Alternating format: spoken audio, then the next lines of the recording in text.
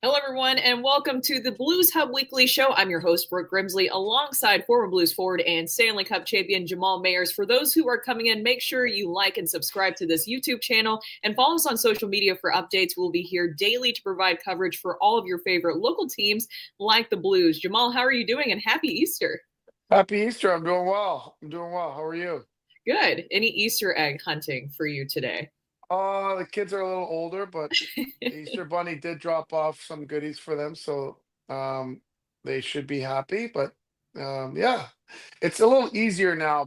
But the Easter Bunny did come, and everybody seems to be happy. So we'll see. Yeah, less stressful trying to, keep up the allure of the Easter Bunny, I guess. They know That's it's the parents now at this point, at the age that they're at. that's right. That's right. And maybe the Blues will have a nice late Easter surprise tomorrow. Of course, Jamal, we have to talk about the start of the Stanley Cup playoffs, and the Blues are after a 2-year drought, and they're facing a very familiar foe in the Winnipeg Jets in the first round. Saturday, the Blues were able to make that first move in game one with that Robert Thomas goal, but then the Jets definitely took things over and had the final say, winning 5-3. What were just your big takeaways from that game one?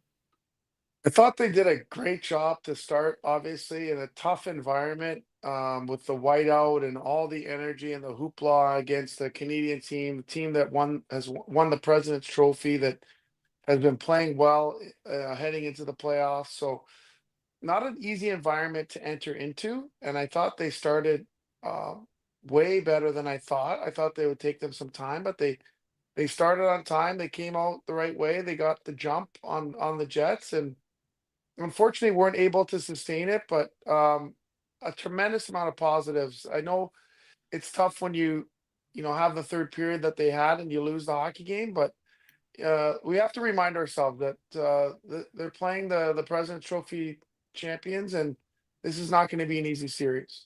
Yeah, it will not be an easy series whatsoever. When we talked to you last week, when we were able to be in person at the St. Charles Kitchen and Baths, and that was great seeing you out there, and that was a great conversation. I asked you what your prediction was for this series, and you predicted it going to a game seven. And seeing how physical game one was, yeah, I could see this going to a game seven. 53 hits for the Blues and 33 for the Jets.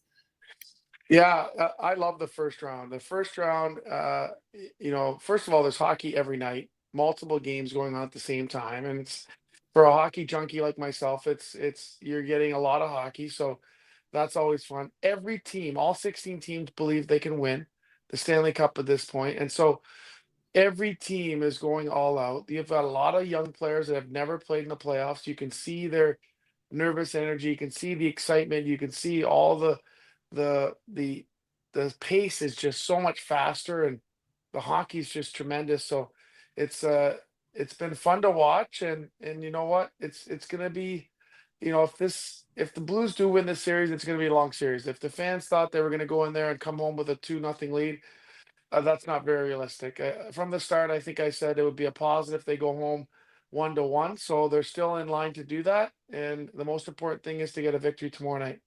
For all the people who are coming in right now, make sure that you get your comments and questions in for Jamal. I see you, Ace, and you said, Ace Rob, Monty did not look happy after game one. I'm expecting a different Blues team for game two. So you mentioned off the top there, I don't want to harp on them too much because, of course, it's game one. So it's just one game that they lost so far in this long series that we're seeing against the Jets.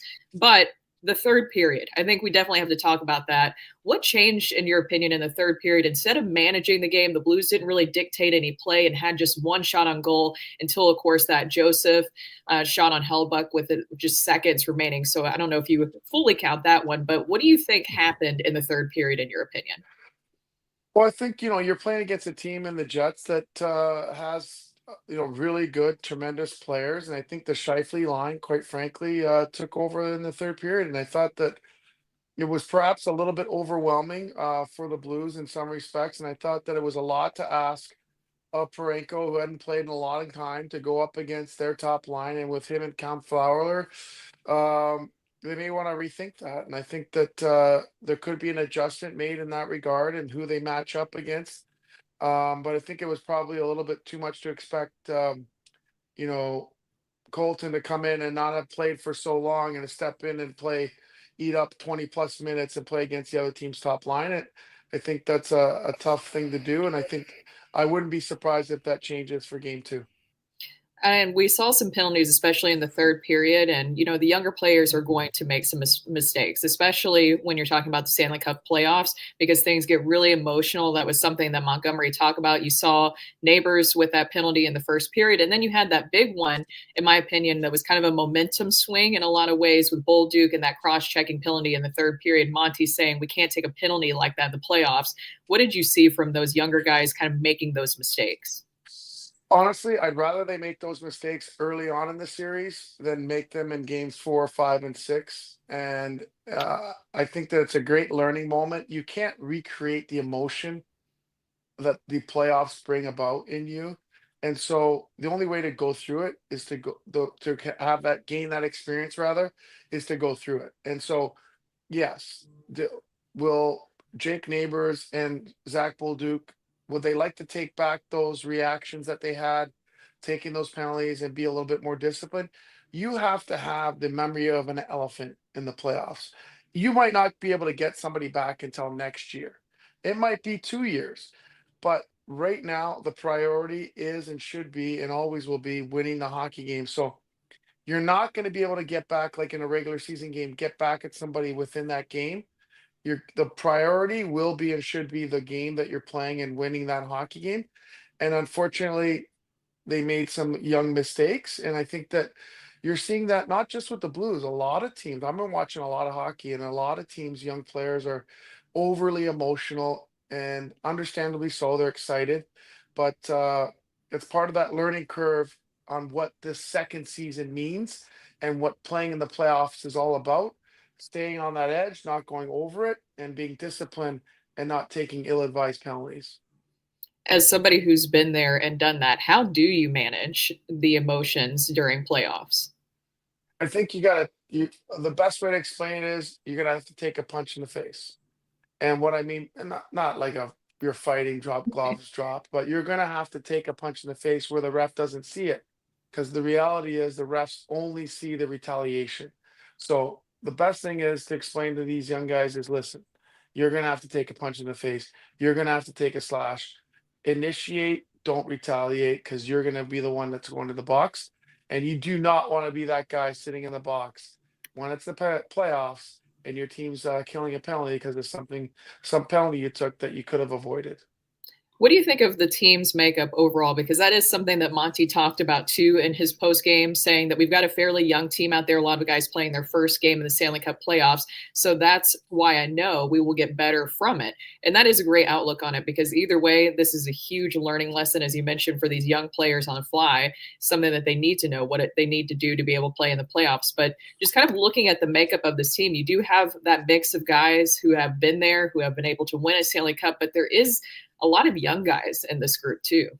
Yeah, but I think that their youthfulness can be a positive if it's directed in the right way. So I think the most important thing is to just to go out and play, be disciplined, be smart about it, um, be unafraid. I think if you're afraid to make mistakes, you're going to make mistakes. So um, empower those young guys to go out there and play on their toes and be aggressive and push the pace and do those things that make them have success. And at the end of the day, what alleviates all that stress, quite frankly, is I'm telling you, you win a hockey game against the President's Trophy champions, come home 1-1, steal home ice advantage, your entire perspective changes.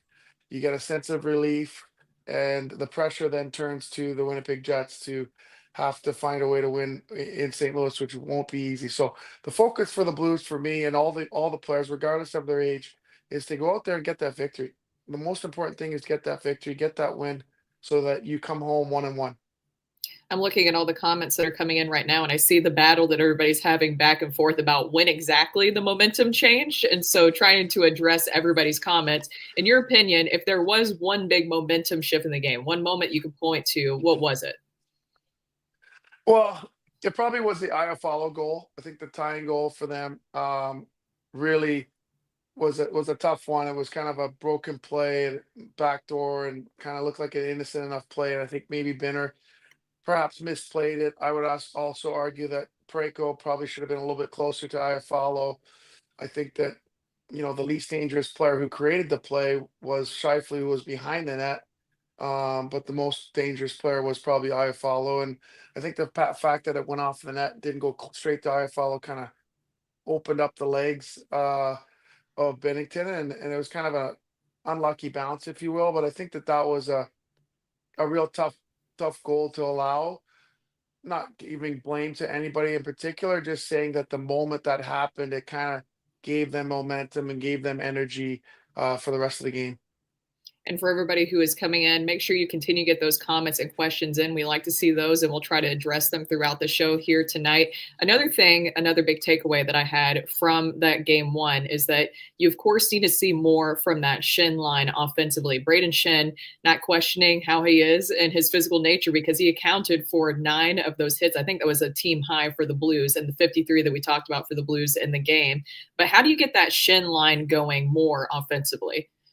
Yeah, I think that for them, it's going to be more important for them to just to get pucks behind the D, be a little bit more patient in their approach in regard to how they're going to generate offense. Obviously, Kyrou is a burner and he likes to leave the zone and do those types of things. But I think that managing the puck and being a little bit more patient in their approach will serve them well. And sometimes when you're out there against the other team's top line, you're not. Monty's not afforded the ability to be able to match on the road, so you are going to be out there against the Shifley line, and in those instances, you've got to play more disciplined defensively because they'll eat you up. And I hate to say this, but we have to point it out. And I thought it was interesting that the announcers, I'm sure other people saw this too during the game, they talked about how this was a fully healthy Blues team, but you are still missing a big piece that we talked about in Dylan Holloway. And that's hard, losing a guy who has scored that much. And the Blues are now 2-4 without Dylan Holloway. Is that a loss that could be too hard for them to overcome? Well, I hope not. I think that there could be an opportunity that you could see Snuggerud and Zach Bolduc switch spots. So perhaps Snuggerud moves down to the third line with Sundqvist and Joseph. I'm not saying that's a certainty, but I could see that happen. And you could see Bolduc move up with Schenner and Kyrou.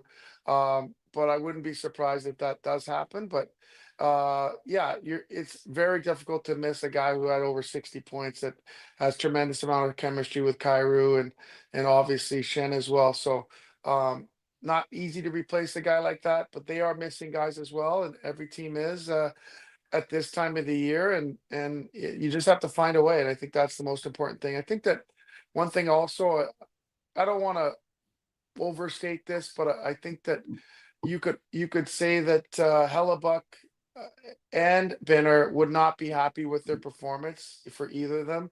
To allow that many goals is just not who they are as goalies.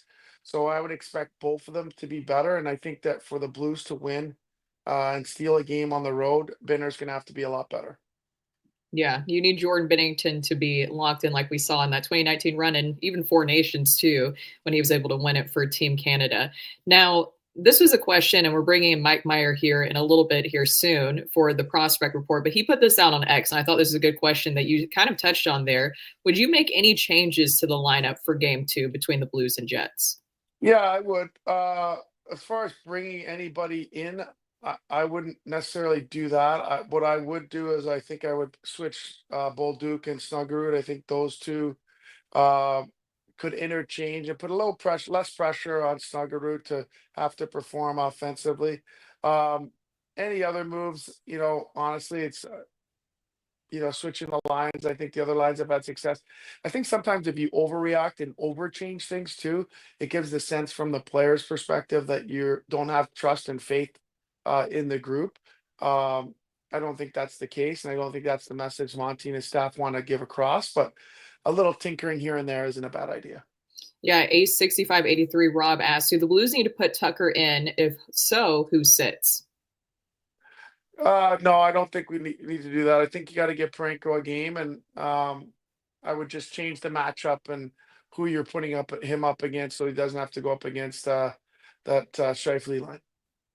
And this is from Project Swamp Drain 2025. It's always interesting to see some of the YouTube. This is the funny part about YouTube, is that you always see like the interesting YouTube names that come with it. If this trend continues, the Blues might look a lot like San Jose did in 1819 after we dispatched them on the way to the Cup.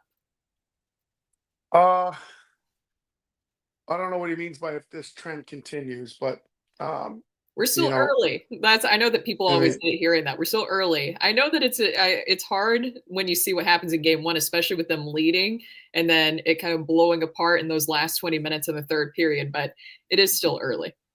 yeah, I mean, it's a series. It's a 7 game series for a reason. Um, Geez, I'm glad that person isn't coaching the team because that person is pushing panic button, panic, panic. It's like let's settle down. It's a the focus is for this group to come back home with 1-1 and let's not forget they're playing the best team in the league and not going to be easy. They're not going to make it easy. It was never going to be a sweep. It was never going to be a 5 game series. It's going to be a 6 or 7 game series, and hopefully the Blues are on the front on the proper end of that. And um, it's not going to be easy. It is not going to be easy. You're playing against a really good team who underperformed last year against the Colorado Avalanche, who had the best regular season record the entire season, who I believe only lost less than 5 games all season long at home. So I think the Blues fans need to appreciate how good this team is that they're facing and understand that it's not going to be an easy thing to be able to beat them. Yeah, Ace 6583 Rob saying, I thought they played a great game against the best team in hockey until the last 10 minutes of the third. That's where we were kind of talking about things falling apart. Yes. And Josh said, the refs need to put the whistles away in this series. They are division rivals. They need to allow the boys to play. This was something that you talked about last week about expect things to be different. When you're watching the playoffs, it's completely different than during the regular season. What have you seen so far from the refereeing just early on with not just the Blues, but the other games that we've seen? Yeah, I think the rest for the most part are letting them play. I think that there are some instances where they're trying to keep things under control early on and call the things that seem a little bit kind of really, is that a penalty? I think it's more the narrative. My thought is they may never share this with us, but it almost looks like they're trying to keep things under control.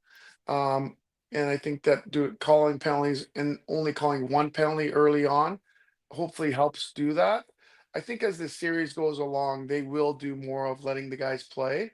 I think that they don't want to get in the way of what matters, which is, if it stops a scoring chance or it's a something that hurts someone, you got to call those. But if it's something in the neutral zone and it's kind of a slash, and eventually, I don't think as the series goes along, I don't think those things will be called. I really don't. Now, going back to this Blues and Jets series in game one, who is your player of the game? It could be a Blues player, it could be a Jets player. And who is a player that you need to see step up for the Blues? Yeah, I think that for the player that really played extremely well, I would have to say Mark Scheifele created a couple, assists on both the goals late in the game on the Iafallo goal, and then made the play on the Connor goal. He's a guy I think he's going to be difficult to stop, and I think he stepped up in the third period and certainly ended up taking that crown. Um, for the Blues, I would say the defense pairing of Fowler and Pareko for me, if they're going to be matched up against the other team's top line, they're going to have to be better. And I think that you know, as a pair, they wouldn't be happy with their performance. And I think that it's suffice to say that those guys need to be better. I think it's easy to say Thomas line has to be better against the other team's top line. I think defending starts from the back end, starts from Binner, starts with the D, and then it flows out to the forwards. I think if those two things clean up as far as Binner gets back to his game and you know Pareko is back to his normal self and Fowler, then I think that there could be a different story written for game two. Are those also your keys to success for game two, the thing that you would like to take with you going in there? Well, there's a lot of positives. Think about this. They got to Hellebuck early. They put Mhm. that seed of doubt in him. And so I think his team bailed him out, quite frankly. But that also to me cracked open the door that, you know what? Hellebuck is not perfect. Hellebuck might win the Vesna again, but there's some doubt there, even from his teammates, that, hey, what's going on with him in the playoffs? So I think that there's a tremendous amount of positives the way that the Blues started the game, the way that the Blues were able to get to him early. So I would lean into that and lean into that focus and and and really that is a tremendous amount of positivity for me is how well the Blues started the hockey game. And also really exciting to see when they come back to Enterprise this week, this Thursday, 8:30 start. How are you expecting the environment to be? Because, of course, we've seen it here before, what it's like having that Stanley Cup playoff environment, and you can't beat it, especially when it's at Enterprise. Oh, it'll be unbelievable. It'll be electric. It'll be just unbelievable. I can't wait for that to happen. And I think that I'm most excited for the young guys because it's one thing to play on the road in that environment, but it's your home crowd and especially the way that I thought the fourth line played extremely well, and that the way that they were so physical. When you do that at home, it's going to be unbelievable the way the fans get behind them. We have a couple of questions before we say goodbye to you during this tornado watch, Jamal. So Oh, I know, hopefully no everything kidding. is going okay. I have like my husband in another room. I told him to text me if there's like anything I need to be concerned about. Well, we need to So keep you and you need to keep you safe. So whatever yeah, is going on, let's make yeah. sure. Yeah, we have two to watch out for in this room That's right. currently right That's now. right. But Project Swamp Drain 25 says, concerned they'll get worn down over 5-6 games. Wish they had a younger Pat Maroon. Great run late in the year, but Montgomery is now 16-17 in the playoffs. Cautious optimism at best, unfortunately. Listen, they do have a younger, better version of Pat Maroon. I love the fact that the fans want to revisit what happened, but this is a different group. They have that in Nathan Walker. They have that in Alex Toropchenko. They have that in Oscar Sundquist. They have that in Zach Bolduc. They have that. So it's I would say, listen, let them go through their journey. Let them step up in those moments. Let them have some runway to get into this series and find a way. So hopefully they can change the line. I sense a lot of concern and negativity. I'm saying come back with a victory in game two, and then maybe we can change these tweets and these comments into some positive thoughts. Yes, it will just turn into like a therapy session, a group therapy session right now is what it is after the game one loss. Jim also asked, why do the Blues have so many problems in the last 90 seconds of a game? We kind of talked about it before when the regular season was wrapping up. Of course, they ended with a win, but some games prior to that had issues closing them out.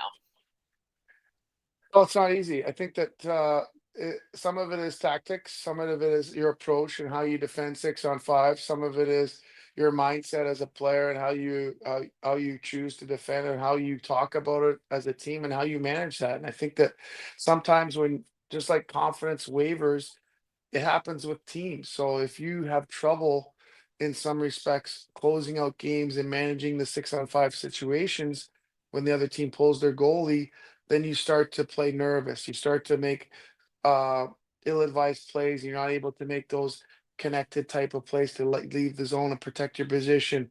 And so it kind of just snowballs after another. So um hopefully they get themselves in a position where they don't have to necessarily worry about that. But that is a concern. But that again, it is part of their process, part of their maturation as a group.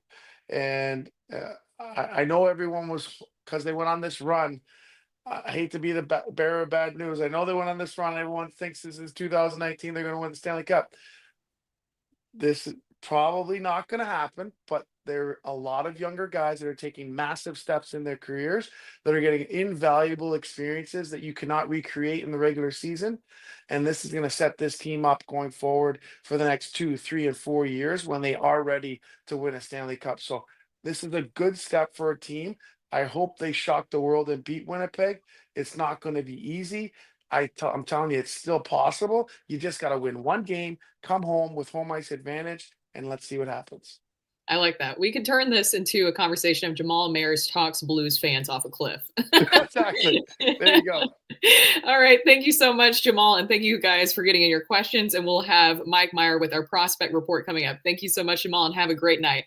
You too. Appreciate it. All right, that is Jamal Mayers, former Blues forward and Stanley Cup champ. And I want to tell you guys about our newsletter because Mike Meyer, who's about to come in, is a big part of that newsletter. Make sure you subscribe to our YouTube page and like this video if you haven't already. Go to sportshubscl.com and sign up for the Hub newsletter sent to your inbox twice a week and anytime St. Louis sports news breaks. You'll be the first to know about Sports Hub SCL events and merchandise, get exclusive content and prize opportunities, and more. While you're on the site, check out all the St. Louis sports content, including game recaps, programming highlights, sports news and opinion, gambling tips, and more. It's all on the website at sportshubscl.com. And one of our contributors and great writers, who's also part of a lot of our post-game shows, Mike Meyer, is now joining us. Mike, how are you doing? We talked about this with Jamal, but we're dealing with right now kind of a tornado watch. So we have to make sure that everybody is okay. I tried when I was younger in college and going through journalism school to maybe test out the waters of being a meteorologist, and I cannot be a great meteorologist. So I hope everybody's safe, and that's about the only advice I can give people right now. You're a better person here than I am, and happy tornado warning Easter here to you and to everybody who's watching. Yeah, we got the alerts coming through, and I had to be able to tell my 3 kids, like, okay, let's go to the basement. I don't know what's coming through. Let's just play it safe. So yeah, my only warning, and this is the only tornado knowledge that I have because I went through a bad one in Tennessee when I was in high school, is if it sounds like a train's coming, take cover. Take cover. Yep. That's my advice. If it sounds like a train, because it sounded like a train that tore through the neighborhood. And yeah, that's what you have to watch out for. Well, Mike, a lot of positives to talk about. We just talked to Jamal, and I know that we'll get into our prospect report, but just your excitement overall of getting ready for the Stanley Cup playoffs. We had that game 1. I know a lot of people, as you probably heard, were concerned after game 1, but just your overall takeaways from it. Yeah, I think, especially for the most raw takeaways here, definitely go back, be able to watch our post-game coverage here from last night. I think we talked for 40 some odd minutes here, myself, Thomas, and Jacob. It was a great, great conversation. But, even just looking at it back here, about 24 hours later here, at least coming up here on 24 hours, I'm really excited to be able to see what we had happen here, like within the game. I just think that it's more in-game management, maybe just kind of working out those nerves here a little bit more with it being game 1. Jamal alluded here to it earlier. These are a lot of young guys who are going up and they're playing in their first ever Stanley Cup playoff. And so that experience alone is, I can never be able to tell you what that feels like, but I can only imagine the nerves, especially playing in Winnipeg, what that feels like. So I really, really liked what we were able to see, but it just has to, again, work those nerves out. And I think this team here will be fine to at least push it to hopefully a game 6 or 7. We also have playoffs to talk about for the Thunderbirds. Before we dive into that, and they will be playing this Wednesday against the Providence Bruins, I saw Dalibor Dvorsky, and I saw that you put that highlight on X. It seems like he's adjusting back well with the Thunderbirds. Yeah, he's playing here just well. I mean, again, we've alluded to here a couple different times, Dvorsky's time here in the NHL, I think, despite his very limited actual game time, I think has been invaluable, working around a bunch of pros, the trainers, seeing the film, seeing what he needs to be able to work on here as a pro, getting the experience in the competition, practicing up against some of the different pros. I think this has been just such a wonderful experience for him as he's going to end up looking to leap from AHL to the NHL here full-time next season. So he's going to be an invaluable contributor here, likely again still being here on the second line, and unless some shakeups here happen, second power play unit here as they continue to be able to push down here in a 3-game series. And as we were talking about, the playoffs are super important for all these young players to learn, even at the minor league level for these players. And the Thunderbirds' first round of playoffs is set, and it will be against the Providence Bruins. Game 1 will be Wednesday at 8:05, and so that will be really exciting to see. What should we be watching for, and who should we be watching for in that?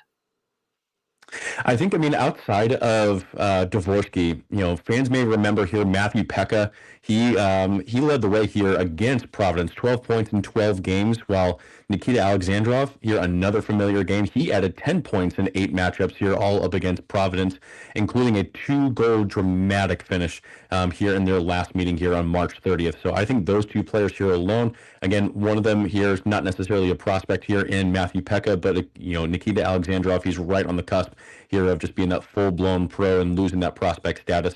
Those 2 are 2 of the top producing forwards here for this squad, and I think 2 of their most dynamic forwards here that can be able to continue to light the lamp. And who are some other prospects that we're watching as they continue their postseason journeys too?